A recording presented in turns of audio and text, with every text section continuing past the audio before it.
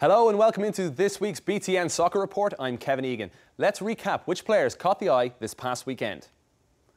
Indiana's fabulous freshman Eric Zavaleta took offensive honours as he scored 3 in a week for the Hoosiers. His brace came against Michigan in Ann Arbor. New Zealander Nico Boxall has been a catalyst behind Northwestern's stunning form, and he bagged the game winner over Northern Illinois recently. Max Jentz shares the defensive honours with Nico after a standout performance in goal for the Badgers in their 1-0 win over the Spartans. Well, I think we'll see a few new faces on next week's board, and I reckon they'll be coming from Ann Arbor. Why? I'll tell you why. Michigan produced the performance and shock of the season last night, defeating national champions Akron at the Soccer Stadium. And the first chance came early on for the Wolverines. Matt Rickard with a fine shot off the post, and Latif Alashe could not convert the rebound. Akron star striker Darren Maddox was played through earlier in the second half too. He scored 5 in the last 4 games, but he couldn't get by Kofi Opare. To the second half now, and Chad Barson had a great chance from a corner, but Michigan defender Luke Schiopa did his duties great from the line. To overtime now, and DeAndre Yedlin found space on the right-hand side, set up Aidan Quinn, who was desperately unlucky to see his shot rebound off the post. Just moments later, and with 3 minutes to go now, why don't I hand it over to Dan Kelly? Michigan looking for the chance. Dangerous loose ball. The chip. They do it. Alashe.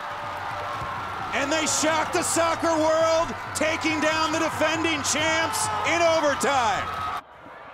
That's Alashe's second game winner of the season, and what about that for an audacious lob? 1-0 Michigan, the final. Some magnificent scenes in Ann Arbor as Michigan get revenge for that College Cup defeat to Akron last season. And this accomplishment should not be underestimated. It's only Akron's 3rd regular season road loss in their last 31 games. So well done to Steve Burns and his Wolverines. Now joining me to talk more about that phenomenal result is Soccer by Ives college writer John Boschini. John, thanks for joining us. Tell me, how will this win for Michigan over the national champions be perceived on a national level? It's a pretty shocking result. Even though Michigan had been far down from what they were last year, in which their semifinals and actually lost to Akron, they've been really competitive in games. They've been overtime a couple of times, and they've come through. But this is really a shocking result because Akron had kind of been perceived as impenetrable, especially recently. And I don't think anybody was expecting Michigan to be able to come in and beat them. Yeah, it was a fine win and a really brilliant atmosphere in Ann Arbor. Now, the Big Ten has some fine emerging sides, but in your opinion, where does the conference rank among the nation's elite? Well, Big Ten right now is sort of good for 1 or 2 national powerhouses season. Where I think the Big Ten is headed, and it's really reason for Big Ten fans to be optimistic, is the quality from top to bottom is really improving in much the same way the ACC and the Big East is. So while they're not to that level yet, I think that as the quality of play as a whole improves, then the stature of the conference will improve on a national level. Okay, so with that being said, what Big Ten school do you feel has what it takes to compete and be a contender at the NCAA tournament? Well, there's 2. The main one is obviously Indiana, who have been ranked most of the year. And the reason Indiana could possibly make some noise in the NCAA tournament is that they have a couple of really good defenders in Chris Estridge and Tommy Meyer. And the thing about the NCAA tournament is that if you can keep teams scoreless, as Michigan showed last night, you can beat pretty much anybody in a one-off game. Wisconsin also hasn't been brilliant, and they've pulled off a couple of really good results, and I could see them making some noise in the tournament as well. Now, I don't expect you to pick a Big Ten school, but pick a national champion this year. Go out on a limb.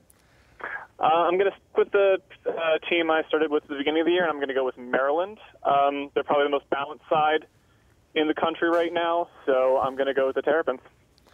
Okay, brilliant stuff, John. Now, I believe you're getting married this Saturday to your high school sweetheart, Alexis, so we appreciate your time. Congratulations from everyone here at BTN. We'll speak to you again soon. Thanks, Ed. Now, BTN will air table toppers Wisconsin's clash against Northwestern on Sunday. That's a 2 p.m. kickoff, and that's Eastern time. And also at the same time, Indiana hosts Michigan State, and that's live on BTN.com. Be the first to know when soccer programming is on BTN, including games, interviews with your favourite coaches and players by getting programming alerts on your mobile phone. Text MSOC to 20284 or log on to btn.com/alerts. Messages and data rates may apply. Now, you're probably wondering why Mr. Aaron Hyde, the English lad that usually sits next to me, isn't here today. Well, as you can see, the Fire had a huge win last weekend, and I reckon Aaron is still jumping around somewhere in the streets of Chicago. That's an absolutely classic photo. You can see Aaron on the left-hand side.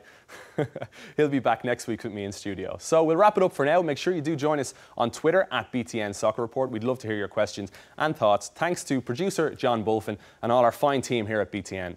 Until next week, take care.